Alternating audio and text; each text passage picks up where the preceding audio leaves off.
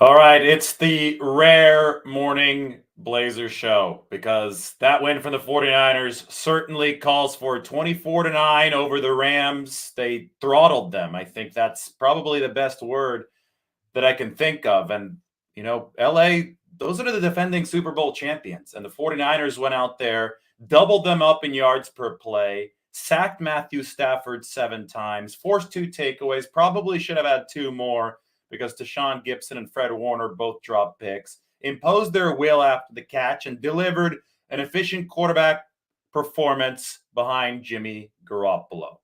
49ers won even though their special teams wasn't good last night, and they won handily even though their special teams wasn't good last night. So, yes, this was a throttling, and this was something that I think verified the 49ers' presence as true Super Bowl contenders here in the 2022 season. We knew that this roster was really good.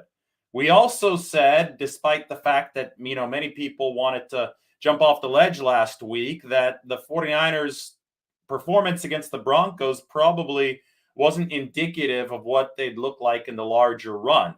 Now, we can't take one game against the Rams and all of a sudden apply the opposite overreaction, right? We can't say, oh, well, now the 49ers are set for sure. But we can say that yesterday's performance against the Rams verified a lot of what we had already noticed and observed about the 49ers in the offseason and into training camp. And I think the primary observation from the offseason was that this defense is extremely good. That, the front seven was already good before, but they upgraded the secondary. And the secondary can take this defense to new levels. And so far this season, especially last night against the Rams, the secondary has certainly done that. The 49ers have given up only 3.8 yards per play in this 2022 season. For comparison, the 1985 Chicago Bears gave up 4.4 yards per play. The 2000 Baltimore Ravens, another Super Bowl champion defense, gave up 4.3 yards per play. No one is saying that the 49ers are going to sustain this pace defensively because no one ever has. But 3.8 yards per play through 4 games in the modern NFL that favors offenses is insane. And I wrote about it yesterday in The Athletic. Here's the piece.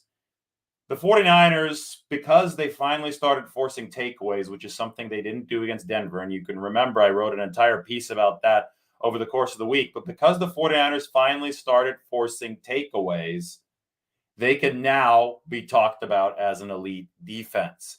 They had formed the basis of that, the bedrock of that, right, with the great efficiency, the 9 3-and-outs forced against Russell Wilson and the Broncos. But until you actually dictate games by taking the ball away, you're not in that very top-tier defenses. You can be really good, but you can't be elite. You have to take the ball away. And now this is something that Fred Warner repeated throughout the week. This is something that Nick Bosa repeated throughout the week. And the 49ers finally did it against the Rams. Obviously, Talanoa Hufanga had the pick 6. We'll talk about that in a little bit. But then Sansonevi had a strip sack. 49ers recovered the fumble. And then I talked about the 2 potential interceptions that the 49ers dropped between Gibson and Warner, 2 that they'd certainly like to have back. So the 49ers defense, overpowering, overwhelming. Matthew Stafford and the Rams delivered their worst performance under Sean McVay. The Stafford-McVay partnership had never been held to just 3.6 yards per play. But that's what the 49ers did to the Rams yesterday. The 49ers also responsible for the worst performance of the Jared Goff, Sean McVay partnership back in 2019. Somebody told me on Twitter that game was like the storming of the Bastille when the 49ers went into the Coliseum in 2019 and held the Rams to just 3.1 yards per play. But anyway, article's up on the screen. Nick Bosa's speech fueled an overwhelming 49ers defensive effort against the Rams. Nick Bosa had 14 pressures. He leads the NFL with 30 pressures. Micah Parsons, number 2, is way behind him at 22. Nick Bosa also leads the NFL with 6 sacks. And Nick Bosa also gives the 49ers a team speech on walkthrough day, which happened to be Sunday this week, the day before every game. In this week's speech, Nick Bosa talked about the fact that he watched the NFC Championship game lost to the Rams for the first time heading into this game. He couldn't stomach to watch it for 8 months, but he finally had to watch it this week because they were playing the Rams. And Bosa talked about the effort that he saw on tape against the Rams. He talked about the emotion and the effort that he saw from the 49ers defense in that game against LA, even though it was a loss. So a very process-oriented approach that Nick Bosa took, right? He wasn't focused on the fact that the outcome was bad on the NFC Championship game. He wanted to focus on the effort that the 49ers game gave, because that was a playoff game. And it's tough to replicate playoff-like energy, especially NFC Championship game-like energy in the regular season. But he wanted the 49ers to replicate that energy against the Rams with a lot on the line. The 49ers didn't want to drop to 1-3 and, really fall behind that NFC West pecking order. So he wanted them to replicate that playoff energy against the Rams last night. So that was what Nick Bosa's speech was about. That's what my article is about. It's about Nick Bosa's speech and the 49ers defensive performance, which, if you take these splits that they put through 4 games and you extrapolate them over the course of the entire season, it'd be historic. So check out the article. It's on The Athletic. It is now in the chat section. You can go click on that link right here, athletic.com. Read about Nick Bosa, read about Talanoa Hufanga. He's also quoted in that piece, and we're going to talk about all those guys on this live today. So that's the 49ers defense. The offense was also efficient. I mean, this was on-brand 49ers football. Good, efficient offense, good quarterback play from Jimmy Garoppolo, set up an effective running game, including the big punch early, Jeff Wilson's 30-plus yard touchdown run with some excellent blocking downfield, and that complemented a fantastic defense. And maybe it was a little too much like 49ers football and that the special teams wasn't very good yesterday, but the offense and defense both overpowered the Rams. All right, we'll go through this position by position. It is Lombardi's Look Back, Coffee with Lombardi, whatever you want to call it. Quarterback, we talked about release time. The 49ers were playing this game without their starting left tackle, Trent Williams, and they're playing against the team that had pressured them into submission in the NFC Championship game. Remember how that ended. Aaron Donald grabbing Jimmy Garoppolo, forcing the desperation heave to JaMycal Hasty. That desperation heave went off of Hasty's helmet and was intercepted by the Rams. The 49ers simply couldn't block Aaron Donald in the NFC title game this year. It was going to be tough to block Aaron Donald with a compromised left tackle situation. McKivitz was starting in place of Trent Williams. So we figured that the 49ers would go quick snap to release in this game, right? They did it against the Rams in the 2 wins last year. Jimmy Garoppolo averaged 2.3 seconds from snap to release on Monday Night Football in Week 10, 2.41 seconds snap to release in Week 18. That was the must-win game at SoFi Stadium. Well, the 49ers came out in shotgun. Jimmy Garoppolo passed exclusively out of the shotgun to open the game. The first play was a pass to set up the run play. Shotgun to Brandon Ayuk. Jimmy Garoppolo sat back there, fired the football. 49ers neutralized the pass rush by Garoppolo averaging only 2.44 seconds from snap to release. So this was a tried and true formula against the Rams, and it goes all the way back to 2020 when the 49ers were underdogs against the Rams. Garoppolo was still hurt that year, right, with a high ankle sprain. He was playing not 100% healthy, and the 49ers beat LA at Levi Stadium. That was a 2.4 second snap to release game. This one was as well. 2.44 seconds is really quick. Jimmy Garoppolo's contributions through his quick release should not be underestimated. This is obviously something that the 49ers would not have gotten from Trey Lance. His release is not that quick. He processes a bit slower. I mean, he's a young quarterback, right? Lance's style is different. He runs around, he improvises. But in a game like this, the 49ers needed to get rid of the ball quickly. And a lot of people were up in arms when Garoppolo supposedly didn't notice Kyle Juszczyk downfield. But Juszczyk was the third or fourth progression. This game was about progression 1, progression 2, getting the ball out fast. And guess what? The Rams had 0 sacks on this game. Nick Bosa had 14 pressures. The Rams as a team had only 5 pressures. That speaks to how dominant Nick Bosa is, but it also speaks to how quickly Jimmy Garoppolo got the ball out. And the way you start losing to the Rams is if you start falling behind schedule offensively. You can't start letting Aaron Donald wreck the game.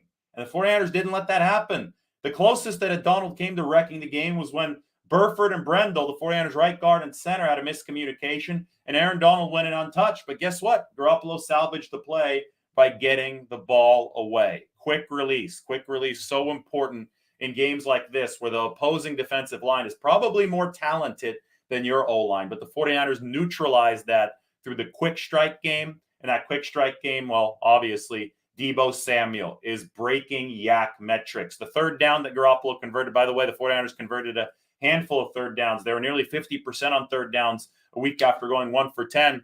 That third down, great pass from Garoppolo, went up high, right, to the corner who was breaking in on it, couldn't deliver the pick six, made the Rams pay for their gamble, but the play was about Deebo Samuel. 51 yards after the catch on a 57-yard touchdown. The Rams wanted no part in tackling Deebo.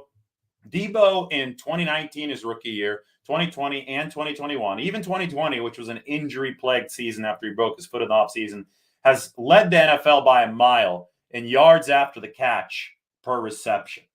And obviously he's leading the NFL by a mile in yards after the catch per reception this year because he put on 51 on that touchdown. But Deebo, ESPN tried to come up with some kind of new stat to measure yards after the catch per reception, and he immediately broke it with what he did yesterday, right? The touchdown where Jalen Ramsey didn't want to tackle him. And then that little slip screen reminded me of Chicago 2021 that moved the chains for the 49ers on a big 3rd and 12 later in the game. When you're playing quick release football, you're relying on Garoppolo setting up yards after the catch, and then you're relying on Deebo Samuel turning into a battering ram and delivering yards after the catch. And guess what Deebo said after the football game? Said exactly what we were saying here throughout all of the offseason while people were talking about running back, receiver, different money and stuff. Deebo Samuel treats the running back, the receiver position like a running back. He said, I quote him here essentially. It's not going to be an exact quote, but he said, once I get the ball in my hands as a receiver, I treat it like a running back. It's the same thing. And that's why these smaller defensive backs don't want any part of the 220 plus pounds that Deebo Samuel is bringing downfield.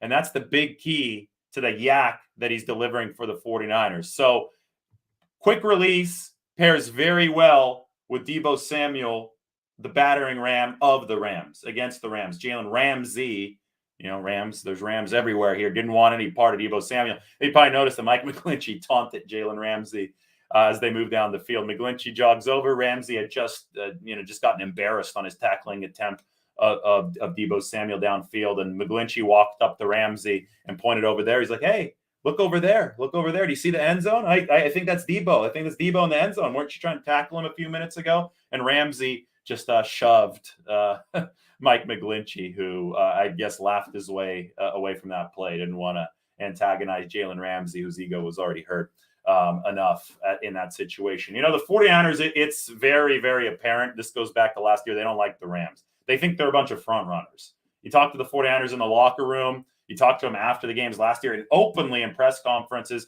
Deebo Samuel on the NFL Network this year noted that the Rams only wanted to shake hands with the 49ers after they beat them last year, not after they lost twice. But there definitely is a prevailing theme and prevailing thought amongst the 49ers players, especially the guys that like the block that get down and dirty, that the Rams are cool with everything, all the physical play while they're ahead in games, but they fold and they get really, really pissy once they're behind. And I think you saw that from Jalen Ramsey yesterday on that touchdown from Deebo Samuel. After, second half, Ayuk is blocking his ass off downfield, and Jalen Ramsey is, starting to, claw with Ayuk after the play, turn into a little bit of a scrum. It was kind of fake feistiness to me. Where's that feistiness when you have to tackle Deebo Samuel in the open field? Why are you only, fake tough guying it with Brandon Ayuk after a play when everybody's going to come to your defense, right? It's going to be a scrum where nothing is going to happen. Where is that same energy when you're matched up one-on-one in the open field with Deebo Samuel? It just isn't there from the Rams, right? So the 49ers played this game on their own terms. Deebo Samuel broke yak metrics. He broke Jalen Ramsey, and the 49ers ended up dominating this one statistically. Again, something I think around, I forgot to even check this. It was something like here. We could see it right here. I think it was 7 yards per play for the 49ers, and the Rams were only at 3.6. See a story of statistical domination. Final team statistics has the Rams at 3. No, that's 3.5. 49ers 6.7 yards per play. Rams at 3.5/3.6. I've seen both numbers here. Another testament to the 49ers toughness here. Rams had 44 rushing yards in the first half, only 8 in the second. So speaking of speed in the open field, Jeff Wilson, a lot of people talking about how he lost his burst. He did after the meniscus tear, and it took him a while to get it back, but it is back now. And that was the wham play that the 49ers ran that Wilson had to hit the hole with a lot of speed on, 20.82 miles per hour. Jeff Wilson's burst is officially back. The Rams didn't touch him. Now, there were several quality blocks on that play, but how about Charlie Woerner? The wham block is when you bring that tight end over and he's got to take care of the nose tackle. Woerner weighs 241 pounds. Greg Gaines, the Rams nose tackle, weighs 313 pounds. That's 70 plus pounds of disadvantage. And Woerner just stood Gaines up. And this was another thing, like Gaines also wanted no part of Charlie Woerner. You go back and watch the play, it's 313 pounds versus 241.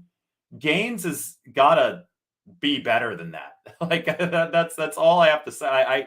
It was a situation where Gaines just was shocked that Woerner would be coming at him directly, at that kind of size disadvantage. So the 313 pounder just gave up. I mean, to me, it was the essence of the Rams when the Rams aren't playing well.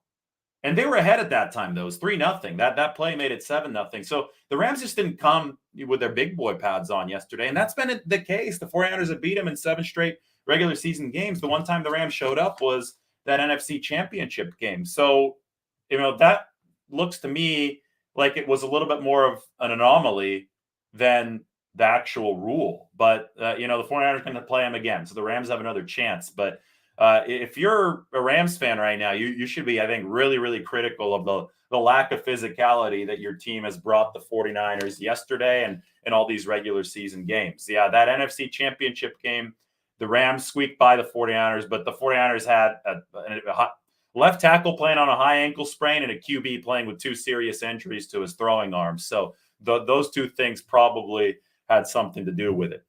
Speaking of blocking, the law firm, that's Brendel, Banks, and Burford, that they work well together, but they just added a new attorney last night, Daniel Brunskill. So Brendel, Banks, Burford, and Brunskill. Brunskill and Spencer Burford were rotating series there for the 49ers. Talked to Spencer Burford after the game, and he talked about how good the vibe is in that O-line meeting room, that Daniel Brunskill actually sat down with him this week, and he outlined how you beat Aaron Donald. How you get that first step off the ball to be quicker than Aaron Donald, to seal him off on these run plays, to neutralize him, get him going the wrong way. And think about that. This is a rookie Burford who came in, took Brunskill's job at right guard, essentially, right? I know Brunskill was competing for center, but Brunskill no longer has a starting job. Then he was hurt. Now he's trying to work back into a starting job. All these guys, I mean, Brunskill's on a 1-year deal right now. Burford's on a rookie contract. They're all fighting for more money, for more just long-term security in the future. There could be some bad blood in some of these competitions. There's not in the 49ers O-line room. Brunskill tutored Burford. He mentored him on how to beat Aaron Donald. And then they rotated in the game yesterday. They beat Aaron Donald. They gave up only 5 pressures. And one of the pressures was when Burford forgot to block Aaron Donald. Now, I don't want to say Burford forgot. Check my words on that. There was a miscommunication between Brendel and Burford. We're not sure whose fault it was. Brendel, the center, Burford, the right guard. They let Aaron Donald in on a free rush to Jimmy Garoppolo. There was a miscommunication, and the bottom line is it didn't happen again in this game. Again, the 49ers gave up only 5 pressures. Nick Bosa himself had 14 pressures. So I think the law firm worked well together. I mean, they were still even moving the ball after they went to their 3rd string left tackle in Jalen Moore. Colton McKivitz, it sounds like an MCL sprain. He'll be out for a few weeks. So probably Jalen Moore now, left tackle for the 49ers. Doesn't sound like they're going to go Brunskill 2019 style swing tackle. They want him on that interior to help bolster those positions. They also have Blake Hance, who could play some tackle. They picked up from the Cleveland Browns on the waiver wire at cutdown days. So the 49ers overcame serious left tackle issues. No Trent Williams. Colton McKivitz got hurt. McKivitz was really good, by the way, before he got hurt. They overcame all that. And that law firm worked really, really well together on the inside. Now, speaking of O-line issues, the Rams certainly had them. The 49ers blitzed the hell out of the Rams, in large part, in my opinion, because the Rams were on their 3rd string center for most of this game. So what happened? It was Jeremiah Colon is their third string center.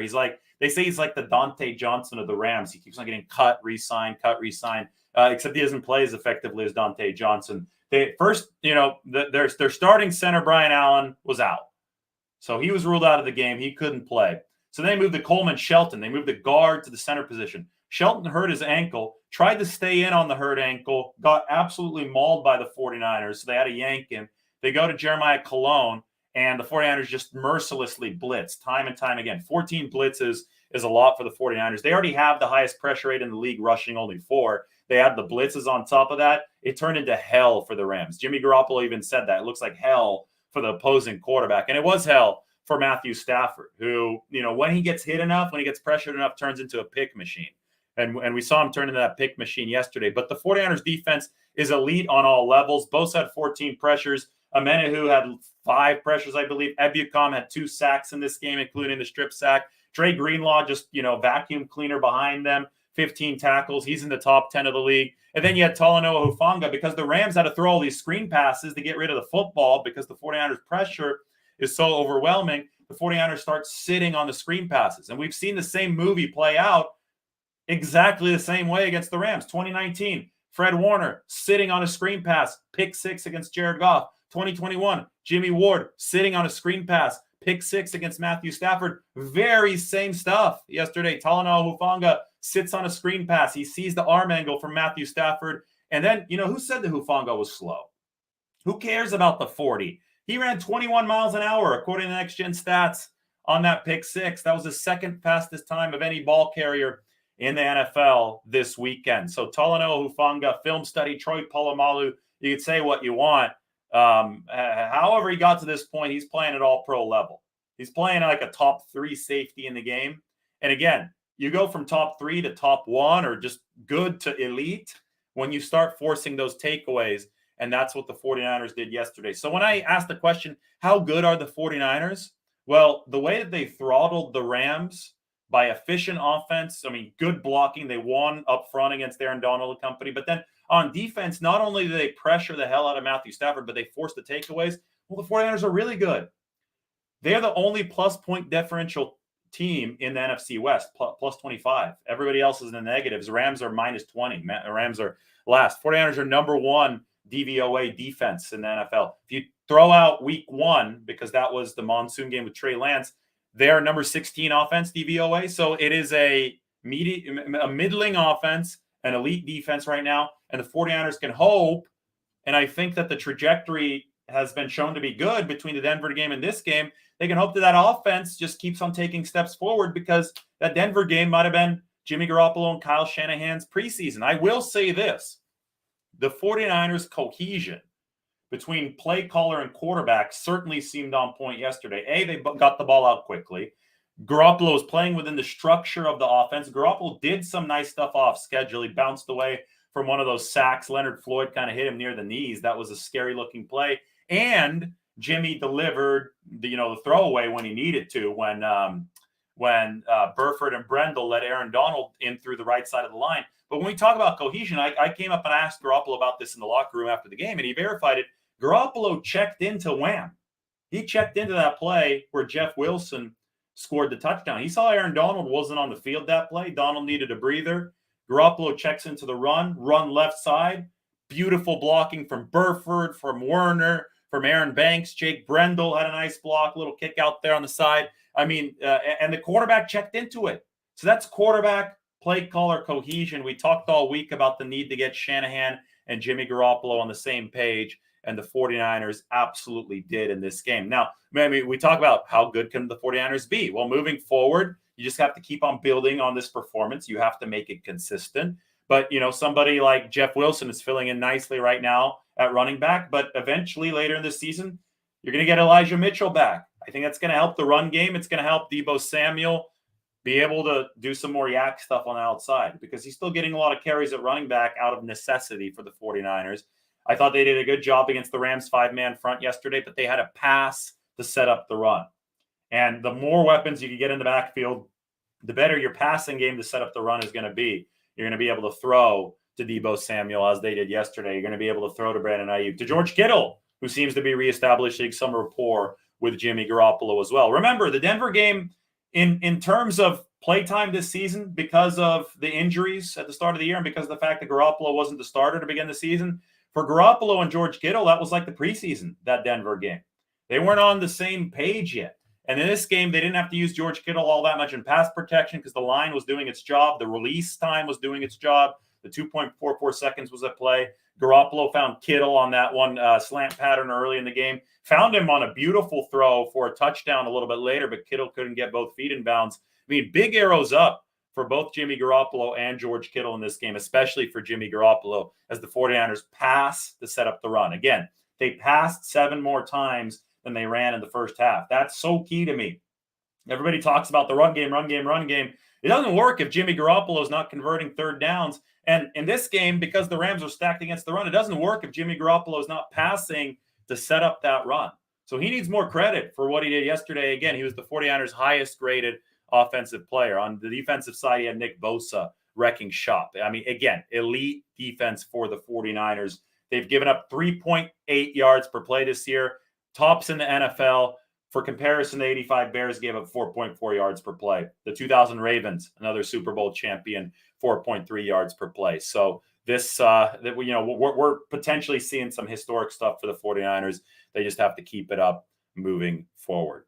All right, guys, this is Breakfast Coffee with Lombardi. Lombardi's Look Back, whatever you want to talk about. I want to watch some more game tape here in a little bit, so I'm going to be going and eating a breakfast burrito, watching game tape just in a few minutes. Maybe I take a peek into the comment section. Probably going to be a prettier scene than it was last week. Overarching thing, though, is, God, how foolish was it to, I'm not saying we did it here, but how foolish was it to think the sky was falling after one game? These are marathons. They're not sprints. Again, the 49ers are not Super Bowl champions now. They're not a 6-11 team after last week. We'll find out what the truth is as the season moves along, but reading and reacting and overreacting in one game is crazy.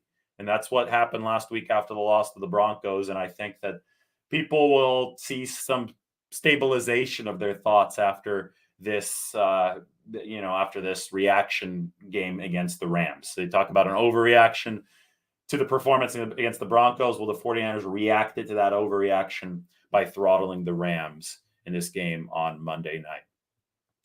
This is a good one. 49ers have to pass more talent, wide receiver than running back. Yeah, absolutely. And also just given the way that teams are playing them. If teams are 5-man fronting the 49ers, you have to go out there and you have to loosen up that 5-man front. I thought one of the bigger plays of the game was later where Garoppolo hit Juszczyk on the out, and the Rams were bunched in. Juszczyk on the out, turns it upfield, sprints down. I mean, Juszczyk showed off some wheels there, but it was very clear that the Rams were overplaying the inside, overplaying the box. So you stretch the field horizontally to gash them vertically with the run. Pass sets up the run. 49ers passed 7 more times than they ran in the first half. It's credit to Jimmy Garoppolo, who was very, very efficient in this game. In fact, I could put that up on the screen here. Give me 1 second as we find some of these graphics that I had yesterday. I mean, we should just compare the efficiency of Matthew Stafford and Jimmy Garoppolo yesterday. I mean, this told the story of the football game. Make this big on the screen. Here we go. You guys can see it here. Green is good, purple is bad, and the efficiency columns over here. This is more stylistic. Garoppolo and Stafford both had short average depth of targets because they're both working to mask some pass protection issues. But Garoppolo, he added 14 expected points. Stafford lost 8 expected points. I mean, that's a 22-point gap between the two QBs. Garoppolo had way fewer dropbacks, and he did way more in fewer dropbacks than Stafford, who had a negative impact in this game, who was a turnover machine in this game. Expected QBR for Garoppolo, 85. For Stafford, bad, 37. So, I mean, the 49ers got good quarterback play. Again, Garoppolo was the highest graded 49er on the offensive side of the football. He checked into the run that saw Jeff Wilson score the touchdown. And, it's the glue that keeps this 49ers offense together. And by extension, you keep that defense a bit fresher. Now, what impressed me is the Rams actually put together some sustained drives in this game. But the defense bent and they didn't break. They gave up only 3 field goals. But you talk about, I think it was a 13-play drive to start. The Rams had even a 15-play drive in there, and they had another one that went over 10. So they were actually winning play count against the 49ers, but that 49ers defense just dug in, made sure that fatigue would not be something that derailed them in this game. And, I talked to Kevin Givens, I talked to Nick Bosa. All those guys were really happy when Talanoa Hufanga delivered that pick six, because it was at a time of the game when the 49ers defense had been on the field a little too much. Those sustained Rams drives, I mean, they didn't have a play over 20 yards, but the Rams were paper cutting them, right? They were 3.6 yards per play, but they're paper cutting. They're staying on the field. Well, that, as the defense is starting to wear, get a little bit tired, they're up by 8 points. They needed a playmaker. They needed Hufanga to prey on that football, hop in front of it, take it in for a pick six. So that's why you need takeaways to be an elite defense. You can't just sit there and say, okay, 3.6 yards per play is enough, because it might not be enough. The Niners were tired at that point. They might have started to rip off some chunk plays. You need somebody to step up and make a play. And Talanoa Hufanga absolutely did in that situation. I thought McGlinchey looked good yesterday. I thought McGlinchey's looked fine this year. McGlinchey has some bad plays that turn viral because people don't like him for some reason. But I think he's pass protected decently well this year. And we all know that he's good in run blocking. So wasn't bad for the 49ers yesterday from that offensive line. That's for sure. They were good across the board. All right, guys. Shanahan's game plan was excellent. I see one of the comments down there. Go ahead and check out the article. I'm going to put it back up on the screen. Put this into the comment section one more time. Nick Bosa's speech fueled an overwhelming 49ers defensive performance against the Rams. 30 minutes sounds about right now, because we're going to have a whole lot more content coming later today. I have to go eat some breakfast. I was up late last night, haven't eaten in a long, long time. So like the video, sub to the channel. 49ers throttle the Rams. They're very good. They're playing just like we thought they might, based on what we saw this offseason. Now they have to make it consistent moving forward. That's the big key for the 49ers moving into Carolina. We'll talk to you guys all soon.